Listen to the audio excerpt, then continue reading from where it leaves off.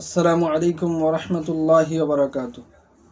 আমাদের মধ্যে দেখা যায় যে বহুত মানুষ যে জুম্মার দিন তারা অত লেট করে যায় যে ইমাম সাহেব যখন তাশাহুদের হালতে তাশাহুদের অবস্থায় যখন বসে থাকে ওই সময় আমরা যা পাই, তাই আমরা তখন যা কি করব, তো তখন আমরা ইমাম সাহেবের সাথেই আমরা শরিক হয়ে যাব, জুম্মার নামাজেই আদায় করব।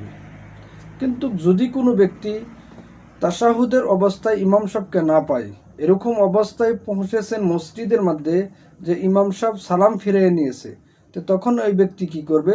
দেখেন, তখন এই ব্যক্তি জোহরের নামাজ আদায় করবে। যদি আশপাশে মসজিদ থাকে, যে যেই মসজিদে জুম্মার নামাজ এখনো হয়নি, তো ওই মসজিদে যায় নামাজ পড়তে পারবে। আর যদি আশপাশে মসজিদ না থাকে, যেই মসজিদের মধ্যে জুম্মার নামাজ আদায় করা হয়, তো তখন আপনি কি করবেন? তা আপনি জোহরের নামাজ আদায় করবেন। আল্লাহ আমাদের সকলকে বোঝার তৌফিক দান করুন। এই মাসলাটা আল মাসাইলুল মুহিম্মা খণ্ড নম্বর 6 পৃষ্ঠা নম্বর 97 এর মধ্যে লেখা হয়েছে।